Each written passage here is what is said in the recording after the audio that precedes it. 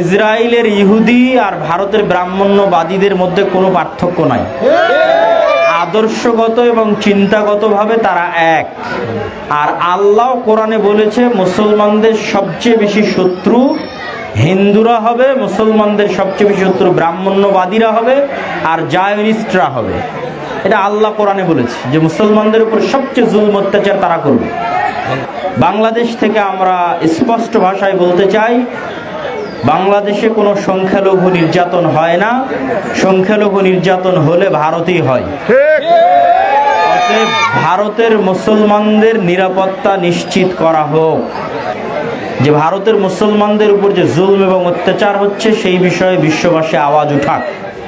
বিশ্ববাসী দেখুক যে একটি সরকার তার নিজের ব্যর্থতাকে কিভাবে মুসলমানদের উপর চাপিয়ে মুসলমানদের উপর জুলমের বৈধতা দেওয়ার ষড়যন্ত্র করছে এবং ভোটের রাজনীতিতে নিজেদের ক্ষমতাকে সুসংহত করার এক জঘন্য নিকৃষ্ট পায়তারা করে চলছে। আমাদের দুই পাশে দুই ধরনের মুসলমানদের উপর জুলুম চলমান আছে। মায়ানমারের পাশে রোহিঙ্গা মুসলমানদের উপর, আর ভারতের পাশে ভারতের মুসলমানদের উপর। আল্লাহর এক বিশেষ দয়া এবং রহমতে বাংলাদেশ স্বাধীন আছে, বলেন আলহামদুলিল্লাহ। এটা হয়তো হাজী শরীয়তুল্লাহ, মীর নেসার আলী তিতুমির, সৈয়দ আহমদ বেরেলভি অথবা এই অঞ্চলে অতীতে যারা চলে গেছে তাদের চেষ্টা, তাদের পরিশ্রম, তাদের দোয়ার ফসল হিসেবে বাংলাদেশ স্বাধীন আছে। না হলে রোহিঙ্গাদের মতো অবস্থা অথবা ভারতের মুসলমানদের মতো অবস্থা বাংলাদেশের হওয়া অসম্ভব কিছু ছিল না। আর বাংলাদেশের আশেপাশে কোনো মুসলিম রাষ্ট্রও নাই যে আমরা বিপদে পড়লে আমাদেরকে কেউ আশ্রয় দিবে, এরকম কোনো দেশ বাংলাদেশের আশেপাশে ভৌগোলিকভাবে নাই।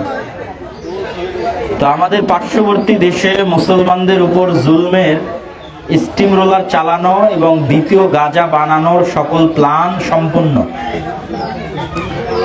মুসলমানদের ওয়াকফ বিল সংশোধন করে ওয়াকফের সব সম্পত্তি দখল করা, মসজিদ মাদ্রাসাগুলোকে মুসলমানদের হাত থেকে কেড়ে নেওয়া, তার মাধ্যমে মুসলমানদেরকে যতটুকু ন্যূনতম মুসলমানদের ক্ষমতা বা পাওয়ার আছে সামাজিকভাবে সেটাকে বিলীন করে মুসলমানদেরকে রাস্তার ফকির, রাস্তার মিসকিন বানানো, মুসলমানদেরকে ভারতের রাজনীতি থেকে সম্পূর্ণরূপে মার্জিনালাইজ করা, মাইনাস করে দেওয়া।